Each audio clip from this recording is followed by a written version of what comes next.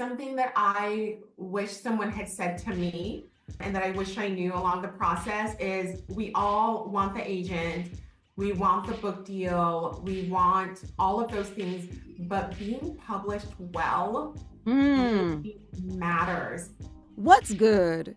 I'm Nikisha Elise Williams, and this is Black and Published on the Mahogany Books Podcast Network, bringing you the journeys of writers, poets, playwrights, and storytellers of all kinds. Today's guest is Olufunke Grace Bankole, author of the novel The Edge of Water. It's a book that began as a short story that Olufunke has been working to bring to fruition for the last 20 years. Over the years, I was writing different things, and sometimes my short story would end up in a journal, and I would be contacted by a literary agent, and they would say, we found your work here, and we love your work. Or one time I won a writing award, and I was contacted by maybe 6 or 7 literary agents, but I wasn't ready. When Olufunke was finally ready with The Edge of Water, she says everything fell into alignment. How she received the gift of patience from an industry insider that relieved the pressure of publishing. Plus, how her love of social justice and her career as a lawyer put her on the path to becoming a writer. And how her story of a first-generation African woman with dreams bigger than herself is really a manifestation of her own name and path through life as a writer. That and more is next, when Black and Published continues.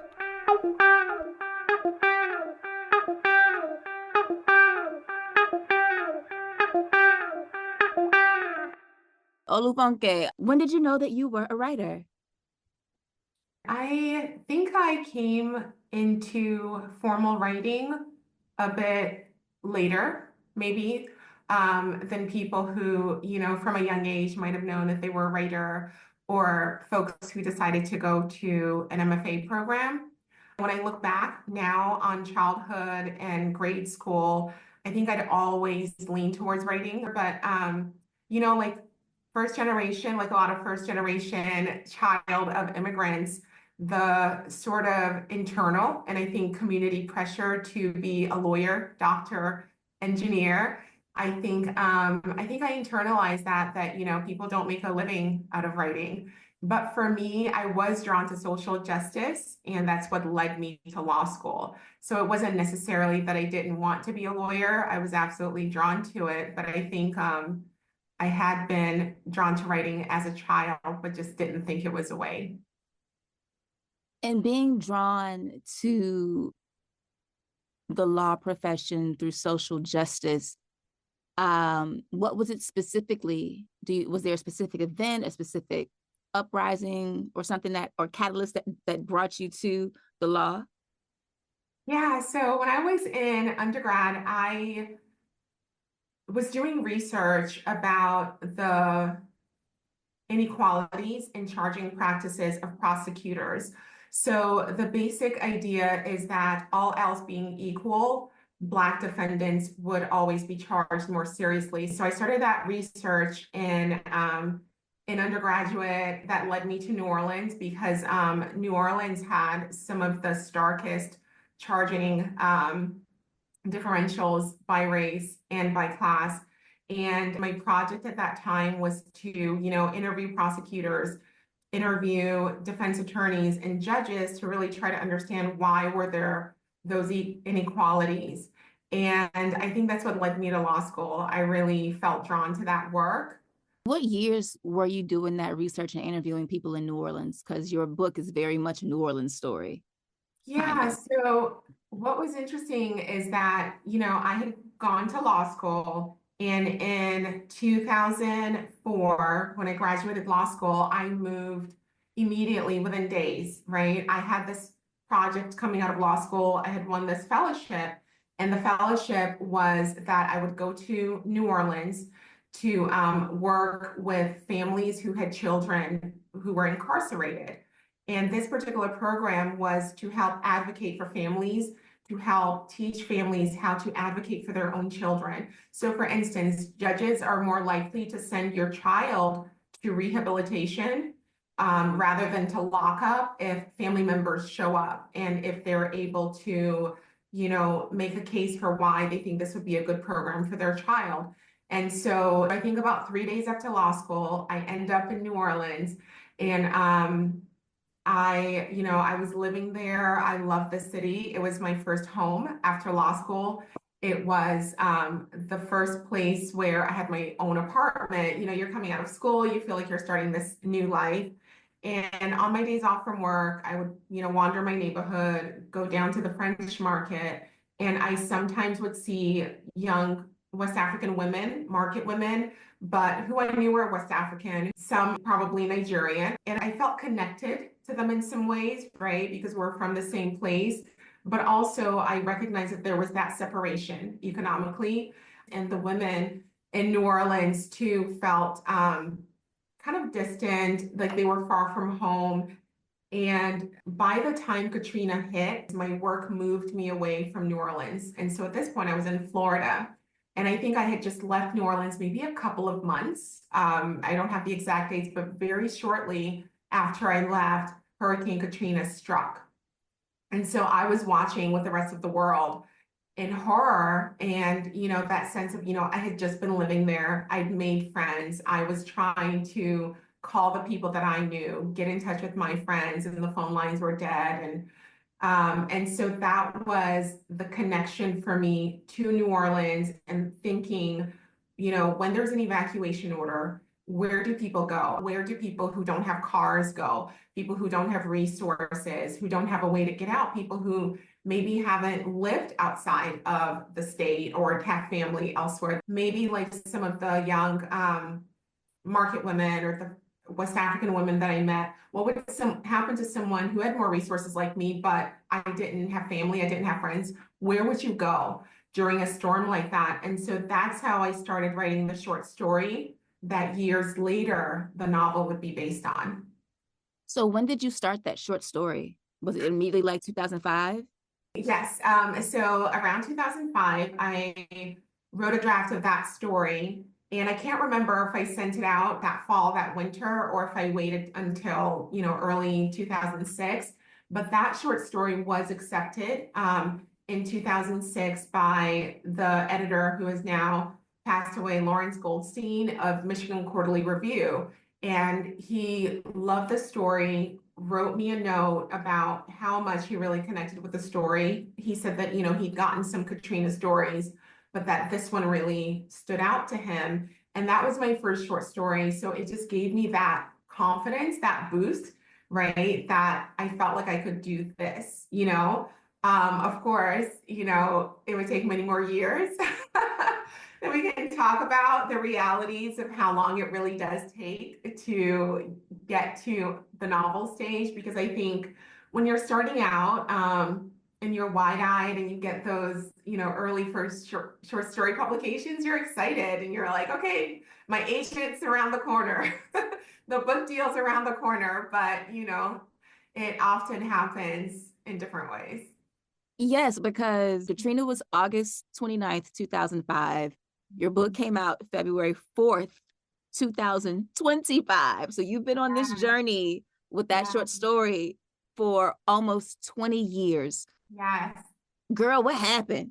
Yes. So it's so interesting. That 20-year period, I think you're living life in other ways, right? Like I'm writing, I'm publishing short stories. I've been fortunate to win some short story awards, residencies. I've had grants. So things were happening, right, with the writing work in a way that, if you were to read my bio, that I was doing something, during those years. But why did it take so long from the story that became the novel? And I think that what happens, for many writers is over the years, you're writing the stories, but you're not quite sure how you turn the story into the novel. And I knew very early on that I wanted to tell the story of Amina, who is the main character of this novel.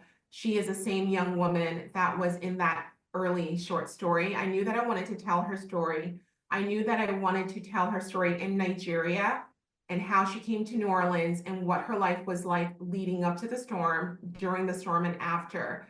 But I think over the years, I was writing different things, and sometimes my short story would end up in a journal, and I would be contacted by a literary agent, and they would say, we found your work here and we love your work. Or one time I won a writing award and I was contacted by maybe 6 or 7 literary agents, but I wasn't ready.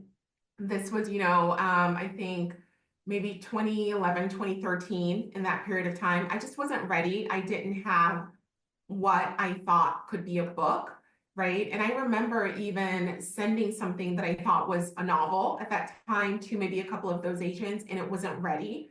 And sometimes I think when those periods of rejection hits you, I know for me, I'm a really sensitive soul. And so there were periods where I wasn't even writing, where, Mm. I took the rejection so hard that I doubted whether I could do this, whether this path was for me. And then I think during that time too, just living life in other ways. There's nothing romantic about being broke and not being able to sustain yourself or have the things you need. So just working, right? To make money, make sure you have a nice home space and taking care of yourself and trying to do those things. And so there were ups and downs with publishing, and sometimes you get published, sometimes years would go between publications. And then I think the turning point for me was in 2019. I had a short story that was published in this journal called Agni, right?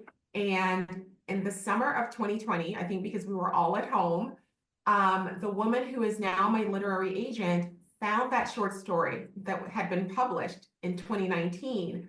And she said, I really love your work. But what was so different this time is that I was ready. I had been at it for long enough that I didn't have a cohesive manuscript, but there was something in me where I felt like it was time.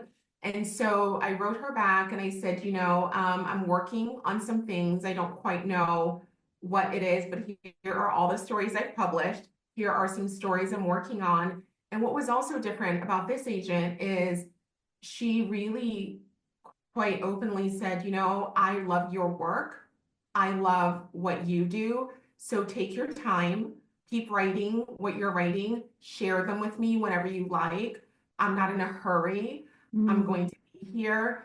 And I think having that, sort of institutional support, feeling like whenever I'm ready, I can send it to this person. She hadn't even officially signed me, and she would read, 50, 100-page drafts of my work. And so I think that just gave me the boost to feel that I could do this. And so by the time, I've known her for a year, she did officially sign me.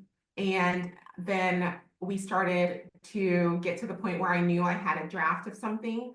And she had told me too, she said, if you want to do a short story collection, if you want to do linked stories, that's fine. You can do whatever you want. I'm here. But I think I wanted to give Amina something more expansive, and it felt like the novel was a vehicle to tell her story and her family's story in the bigger way that I wanted to do. Ooh, so many good things. You emphasize knowing when you're ready or not being ready. In those years after that first short story with Amina got you some traction, and agents were contacting you when they read your work and other short stories in other journals, did you know that you weren't ready and just trying to make yourself ready? Or did you think that you were ready and that is why the rejection hit so hard? I think it's a little bit of both because I think it was that sense of urgency that you sometimes create, that the door's open and it's got to happen for me now, right? Because, you sort of know the way it's supposed to happen is that, when you're ready, you query agents. So this idea that agents are coming to you, there's a pressure, I think, to seize on the opportunity.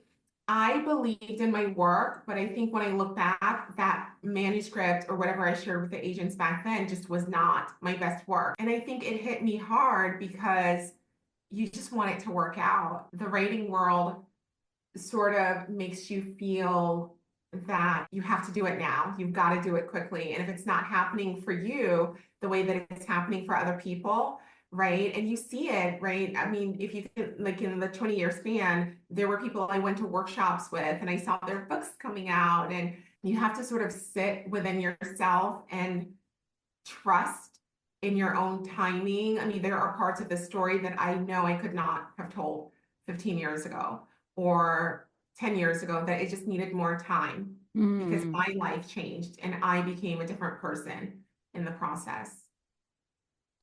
It's easy to say that in retrospect. I say that from my own personal experience.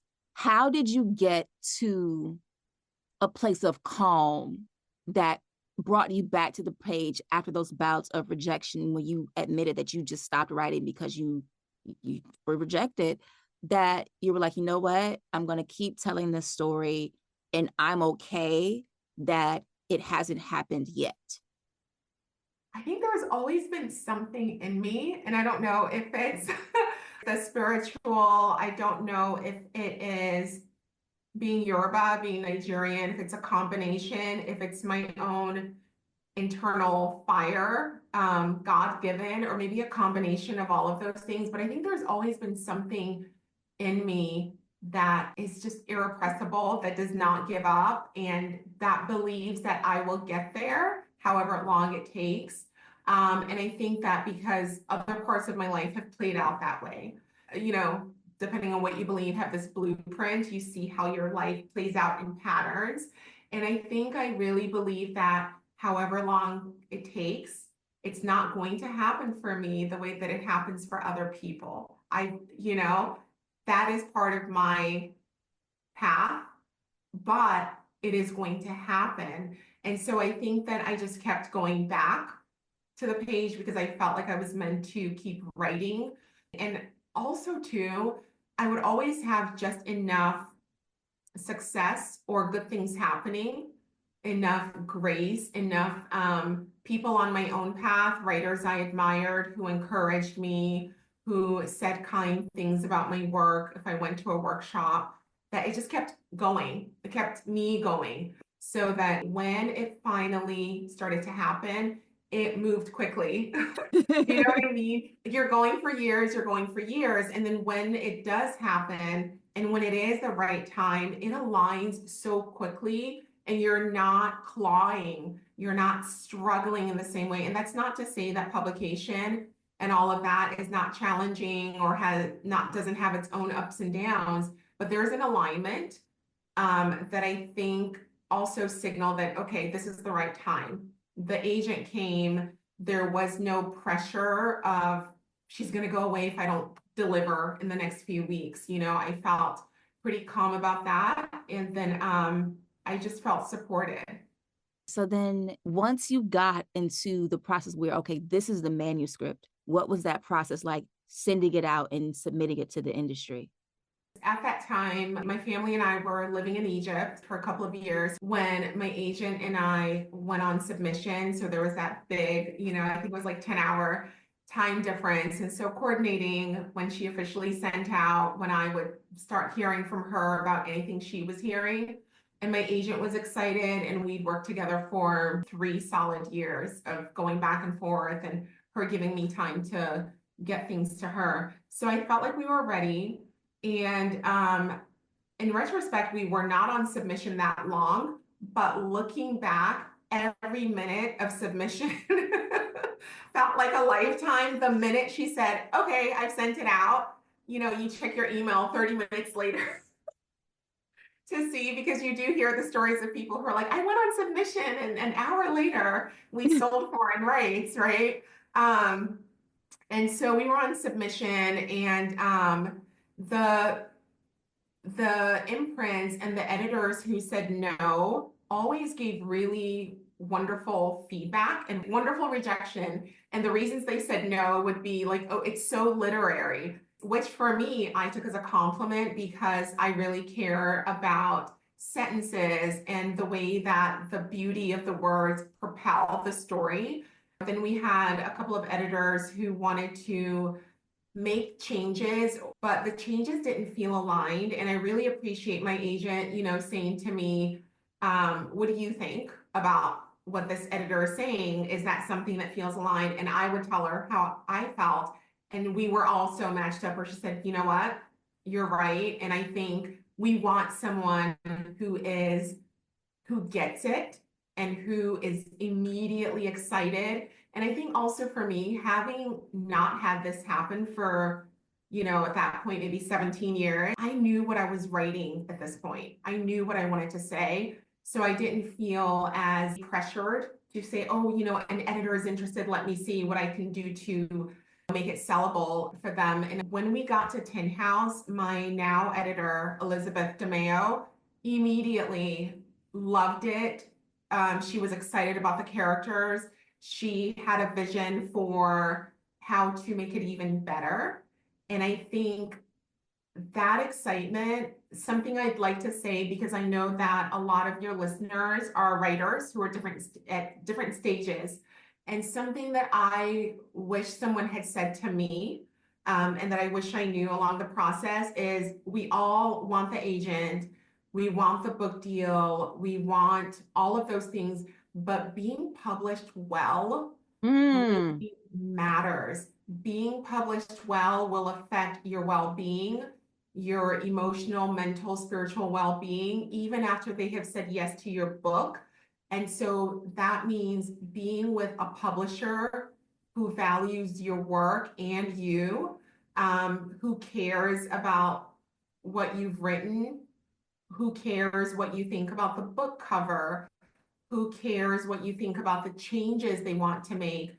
And so being with, an indie publisher like Tin House for me has been the dream that I didn't know I had because the care from Mm. my editor through the different stages of editorial and, the publication and more business marketing publicity part of it, it's made such a difference.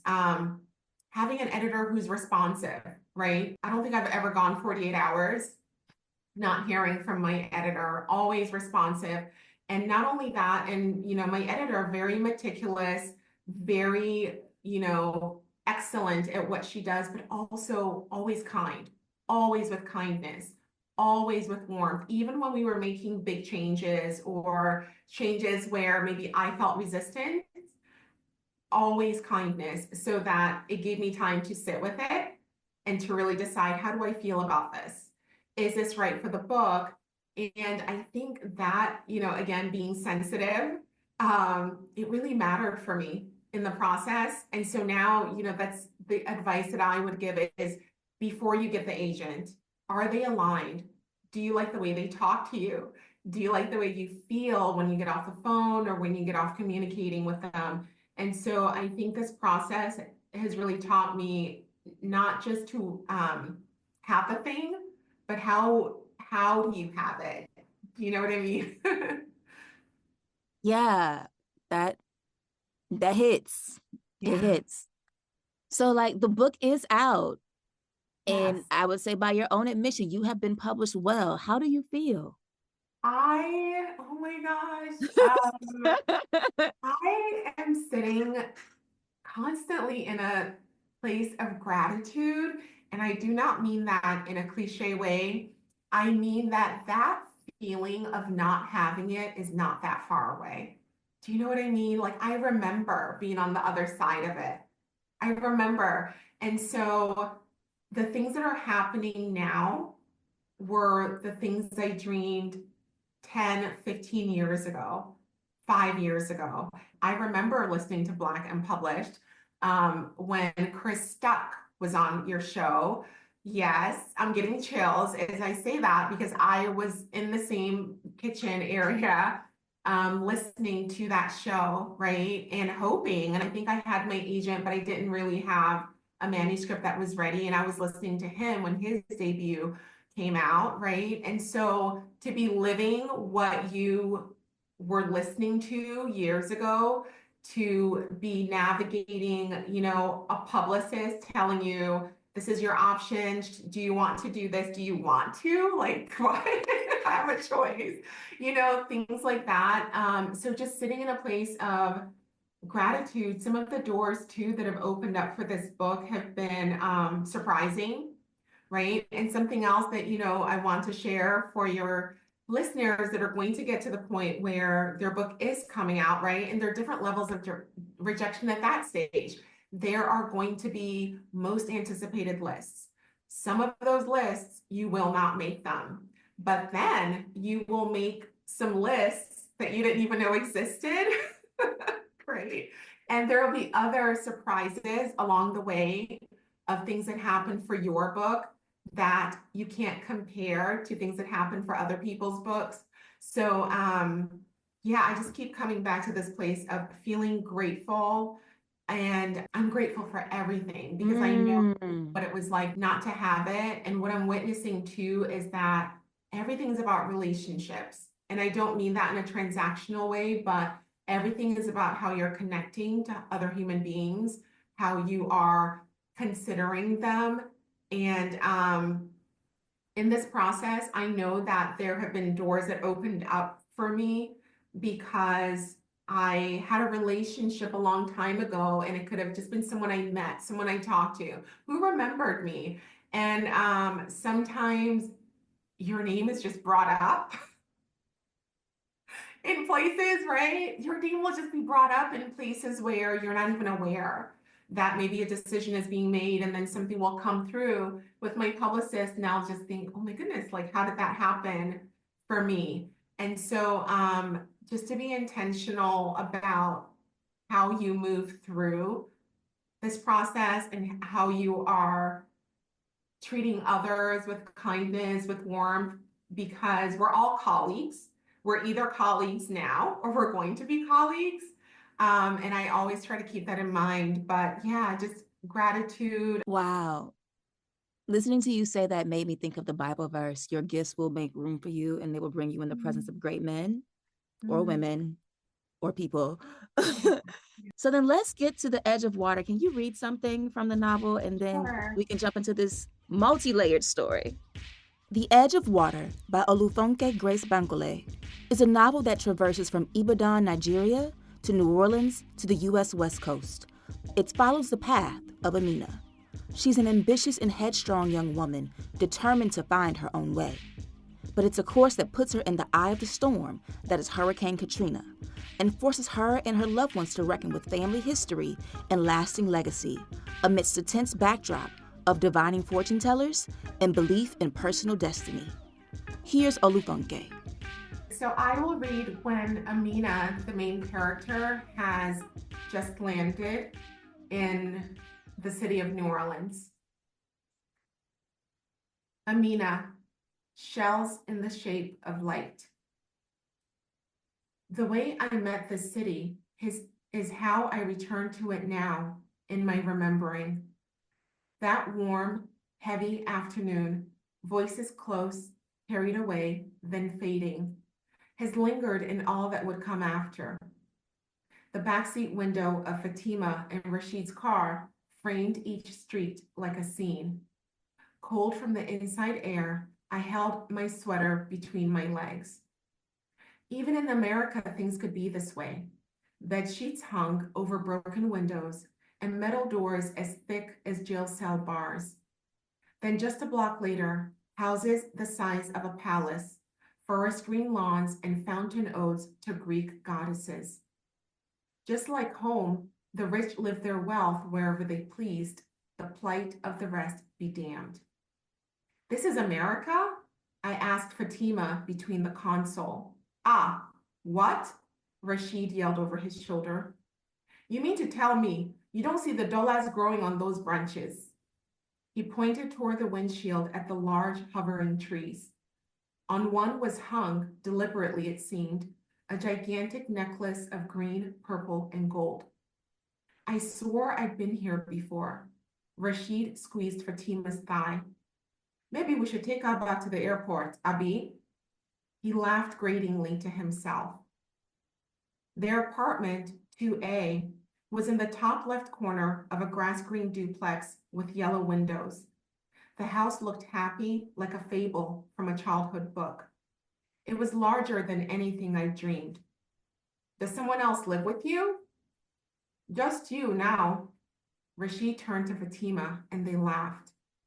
I looked up to the balcony and saw myself there in the early mornings, neck pushed out, willing the sun to rest on my face. Thank you. So you've been very adamant that this is Amina's story. But I would say second to Amina is her mother, Esther. Yes. And in a way, the book begins and ends with Esther.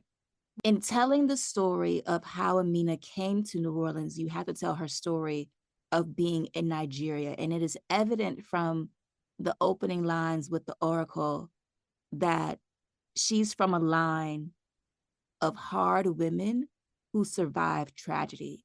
Why was that the lineage that you wanted to give to your main character? Yeah, I think, there's a line in the book where I think Amina and Esther had said, we are a line of dreaming women. And these women they have survived tragedy and they are also dreamers, and women who are aware of themselves within a culture that tells them what is possible, what is impossible, a culture that's limiting, coming up against, I think, their own individual desires to be free, to be able to make decisions for their own lives. And so I wanted to weave this thread through, starting with Esther writing letters to Amina, reflecting on her own life, decisions she made, knowing that there could be danger for her child in America, but that desire also for her child to have a kind of freedom that she didn't have, right? And even though there is hardness that the women have overcome, there's also this tenderness in the way that mothers love their daughters in this book, and with fierceness and gentleness, and sometimes fear and longing. And I wanted to try to get at those layers of the complexity between the relationships with mothers and daughters and the way we're shaped by our mother's history, right? There's a point in the book where Esther says, for better or worse, the decisions you make now, even in your girlhood, will affect the woman you become, and how through time, the mothers affect their daughters' lives. And that idea of agency versus destiny, and how much control do we have over our own lives. And talking about agency versus destiny, you have these interludes interspersed throughout the story of the Ianifa, Yes. and the diviner that they go see. And you even say it in the author's note in the very beginning that you wanted to move between worlds, between Nigeria and the US, Ifa and Christianity, interlonging in cultural constraint.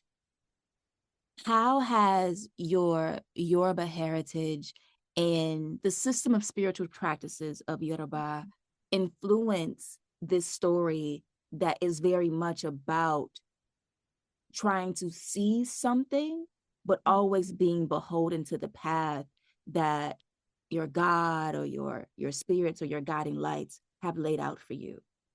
Yes, so sort of central part of Yoruba culture is this idea of predetermination and individual control or power in the choices that you make for yourself.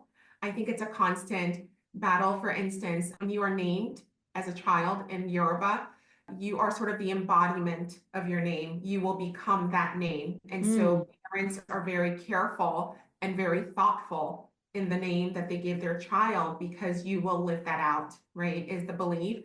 And so I think there's constantly that tension within the culture and within, even if you have Nigerians who identify as Christians, so much of that Christianity is influenced by traditional religion. So I wanted to get at those layers of complexity, that there's no clean break anywhere.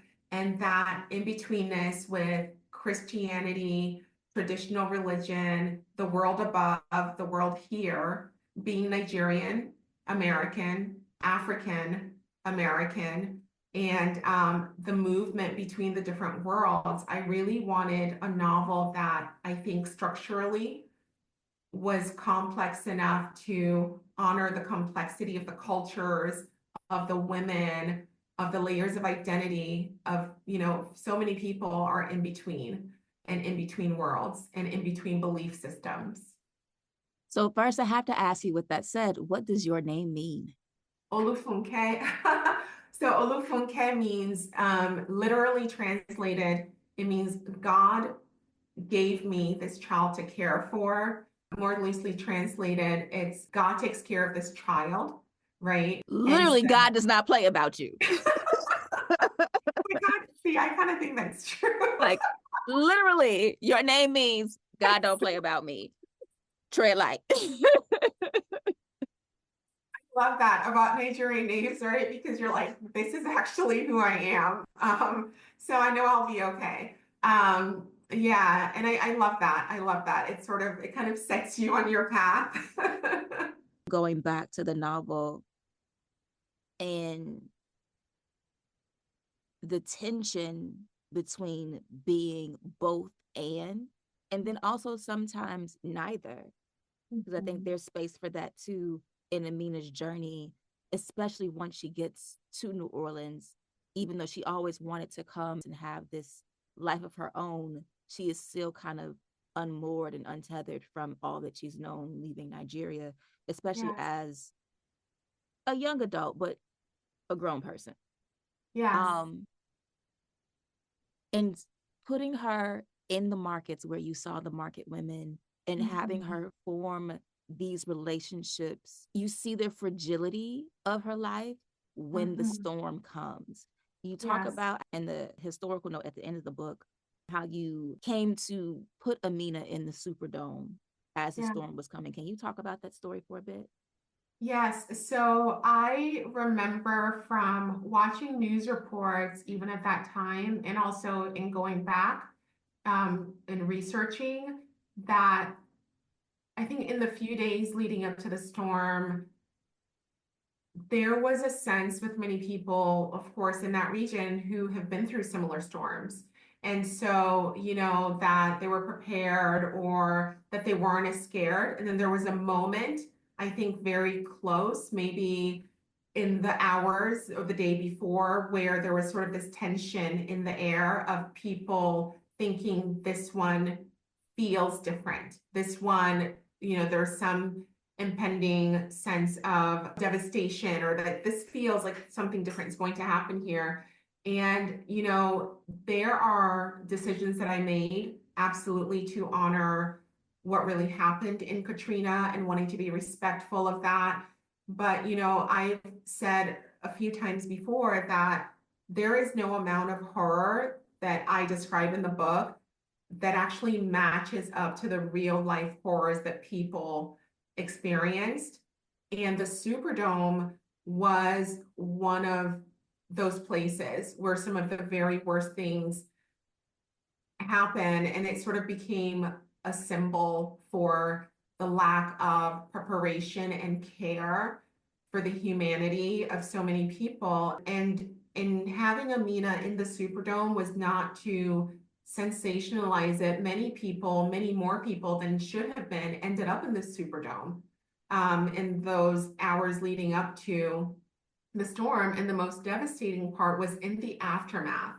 And I really wanted to focus on that aftermath, that it wasn't the storm itself, but the way that the lack of preparation, lack of resources met up with the aftermath, so that after the storm had passed, now people are without power, without adequate food, or without adequate resources.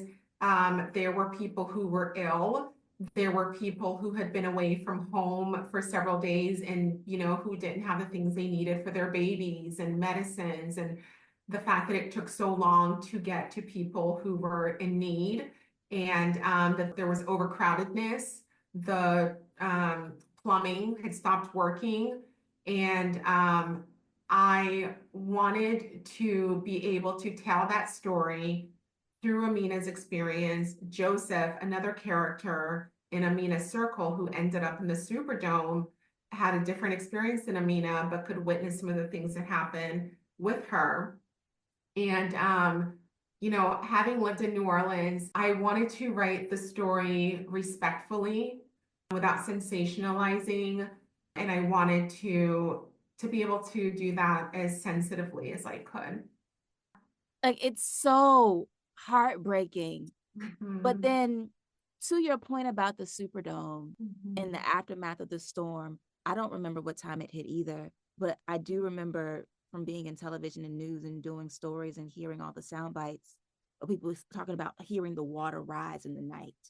Yes. And because it Mm. wasn't necessarily the storm, it was the levees breaking, The the levees levees. failure, the city pumps not being able to drain the water. And so it Right. had nowhere to go from, and Right. so it rose and rose and rose and rose and rose. And then there were Yes. all the failures there, and then the Yeah. power's out in the dome, and the toilets are backed up. And Amina Mhm. experiences that. And at the time, she also has a child. Yeah. And it's heartbreaking on several different levels. And yet her daughter becomes a beacon of hope, not only for her legacy, but also for her family. Mhm. Why put that on a child? I think for Amina's daughter, even with that weight of the history, right? She still, I think what's so different about this particular character is she makes her own way without having to carry the pressure of this is what I have to become, right? Mm. Because my mother sacrificed so much for me to be able to be here and have this life. I think we also get a lot of searching and a lot of her sort of living her life with more ease at a slower pace, going to coffee shops or making things that would have been. And I remember there's this point where Iyanifa says things that would have been for Amina, the apex of success, were for her daughter just the beginning, just the tip. When we first meet her daughter at an older age, right, as a teenager and getting older, she sort of feels that internal pressure and confusion about who is she in relationship to the family she didn't know or all of those things. But I think too, as the novel progresses, I think she has a sense that doing it in her own way is the victory, right? She doesn't have to have the pressure of doctor, lawyer, engineer, that there are other ways to be yourself. And I wanted to give that character a little bit more ease, a little bit more of a flow in life, even having the chance to go back and look for her family. And even in that, so like just occurred to me now, in giving her the ease of life of a true American, right? Um, she also has some of that perhaps longing that many, I'm Mhm. assuming, here Black Americans may have about Mhm. where they come from and roots and genealogy and ancestry. Yeah, And so even though she can claim that she is Nigerian and that is home and that is where she derives from, she still yeah, has an unknowing about her because so much yes, of that history is just missing from her. And so she has to go yes, find it, like many Black Americans who are interested in knowing their history really yes, have to go find it. And it's not easy for her either. And yes. do you find parallels in that, in like the generational experiences of immigrants and migrants Mhm. in the diaspora? Like, no matter where you call home, whether it's the United States or Africa, when you start to move around, you always become untethered in a way that you begin searching for something that's missing. Yes, that is such a powerful question. I think this character is the embodiment of that searching, of that longing, whether we are first generation with a disconnection back to Nigeria, Black American, Caribbean American, trying to connect back to home. And in writing this book and writing those parts, I really did have that in mind for the person who's sort of in between culturally or who feels disconnected and wants to sort of find their place within that, right? So for this character, it's the idea of not being enough of one thing, right? She's not fully American. Her parents are Nigerian, but she is also not fully Nigerian enough, right? And the way we get judged culturally by how enough of something, what is it? Is it the way you speak? Is it the way you cook? How well you can cook the foods? How well you know the trivia, what the latest dances are, who the president is, what the cult, all of those things. How do we determine who's a true Nigerian or who is a true African? Or even people having regional differences. You're from the South, you're from the East Coast, the West Coast, and the way we try to locate ourselves within these identities. And I think that this question of who gets to determine, who gets to decide for us how enough of something we are is something that I wanted to examine, because I think for a lot of first generation folks, there are so many of us who are kind of in between and who are making our own sense of what it means to be something. All right. So then I know we've talked broadly about the book, but there's so much more happening. Like we haven't even gotten to the trash ass man or the sister or the messy neighbors, what they did to the car. So much is happening that it was a literary read, but it was also very fun in parts and really getting to know Amina's community and her life and how rich it was before and after her move, right? So you don't have time to get into all of it now, but what do you want readers to take from this rich book that you've written? When I'm asked to describe who I think this book is for, I think, we've had some of the conversation about first generation, folks who feel that they are in between worlds, in between cultures.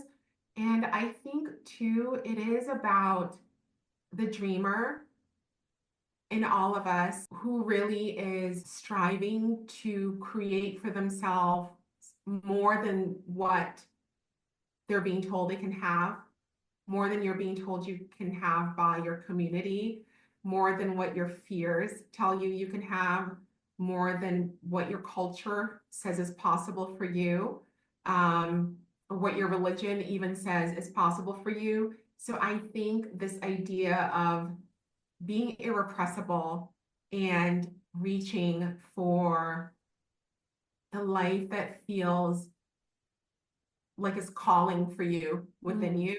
And I think that readers can find that here through the story of Amina and Esther and Joseph, Layla, Yanifa. I really do. I think that it's a book that, while it's devastating in many places, I think it is also funny and it's really hopeful. I think in the end, it is about hope and reaching for the love that remains even after tragedy. Ashe. So now I want to switch to the speed round in the game before I let you go. And since you've been listening, I know you know what to expect. What is your favorite book? Okay, I have to say So Long a Letter by Mariama Ba. And that is a Senegalese writer who inspired the letter part of this novel. Who is your favorite author? Yvonne Vera, another African woman writer, Zimbabwean, and I just love what she does with language. I think no one stretches the parameters of language like she does.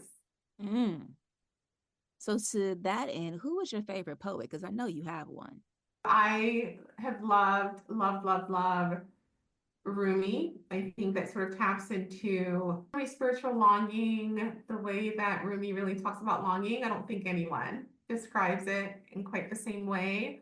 And what I'm trying to do now is to connect to African poets, because I don't hear a lot about African poets. And so I'm actually reading right now Phases by Tremaine Subi. If money were no object, where would you live? Where would you go? And just what would you do? I would live probably in the country, somewhere with a lot of land, a lot of green. I love green. I love trees. I like coming out in the morning and having freshness. I have little ones. I just love for them to have all the space in the world to run around and have coffee in hand and look up to the sun and maybe able to see some water in a distance. So yeah, that's the dream for sure. Name 3 things on your bucket list. To have the land, right? Have a big, acreage of land. To travel to places that are a bit more remote. There are parts of China that I would love to travel through and hike. I was there once for a couple of days and just, yeah, places where you travel for hours and hours and you don't see any other human beings. I'd love to be able to do that in a stretch of time. My kids are little now, so that's probably not going to happen for a while. And then I think for me, also thinking, I think in terms of motherhood, just raising good human beings. I want to live long enough to see both of my children become decent human beings who are happy with who they are.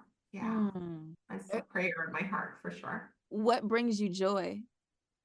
Oh my goodness. Oh, so many things bring me joy. I have a toddler, and toddlers can be feisty and try you.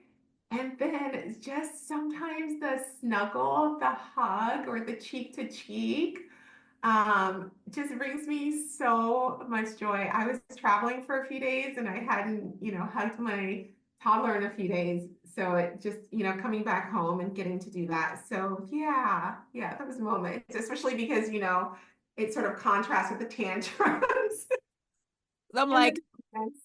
my toddler, whoo, she can be the sweetest thing on I earth.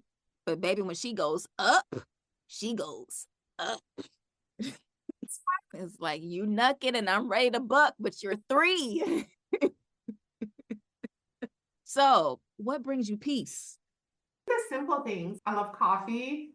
So sometimes when I'm up in the morning, no one else is awake yet, and I just have coffee and I don't have to do anything. There's no demand yet on my time. I don't have to be anywhere, and just being able to sit for a few minutes by myself with good coffee, it feels like a treat. It feels like a blessing. And yeah, it's a moment where I feel connected to myself. Yeah. So, our game is called Rewriting the Classics. Classic is however you define it. Name 1 book that you wish you would have written. Ooh, you know what book? I think the title matches so well. Disgrace by J.M. Coetzee. That book, that title, Disgrace, captures the book so well that even by the first paragraph, you know why it's named Disgrace. I think by the first sentence, I would say by the first sentence, you know why this book is called Disgrace, and you know you're going to be in for a wild ride. So, yeah, that brilliance.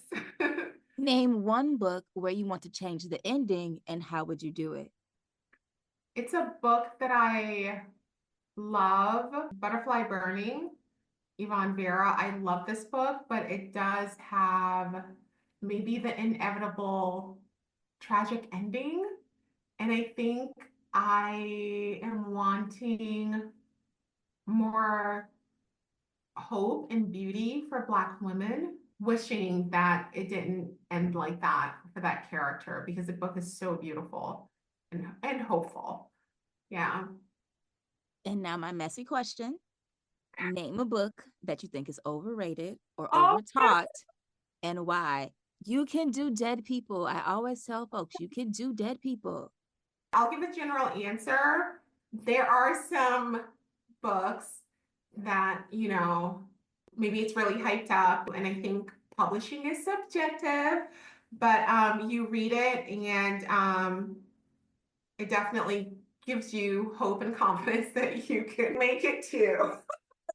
That's such an honest and shady answer. I don't even care that you didn't give a specific book because it's like, this got published and I'm child.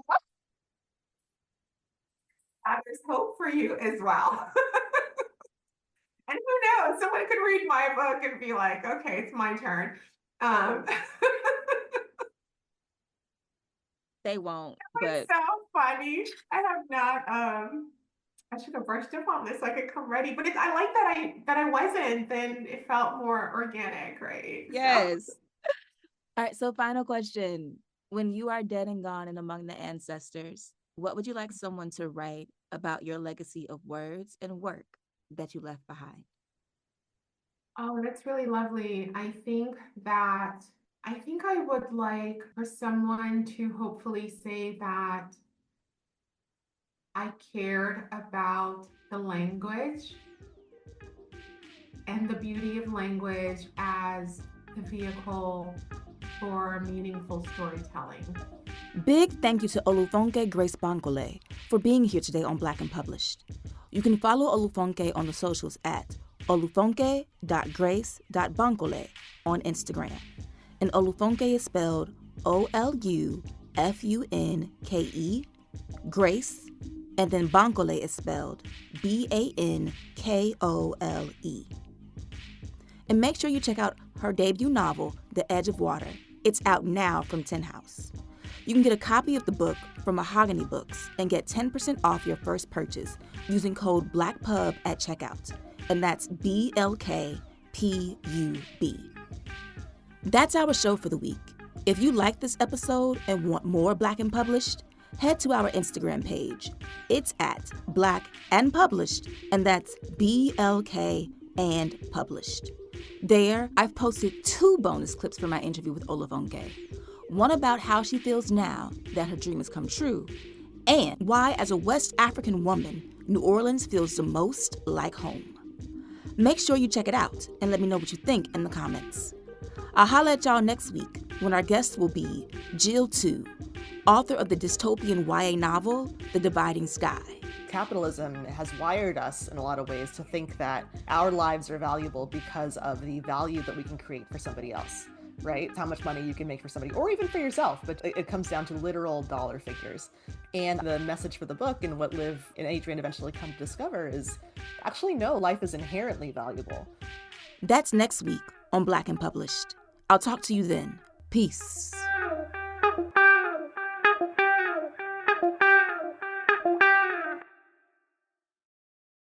What's going on, family? This is Derek Young and Ramonda Young, owners of both Mahogany Books and the Mahogany Books Podcast Network. We really want to thank each and every one of you for listening to this episode. And if you enjoyed what you just heard, drop us a review and rate us on whatever platform you download podcasts on. We truly appreciate each and every one of you for supporting us and making us your go-to for Black books. And we look forward to connecting with you all sometime in the future. Thank you again, fam. And always remember, Black books matter.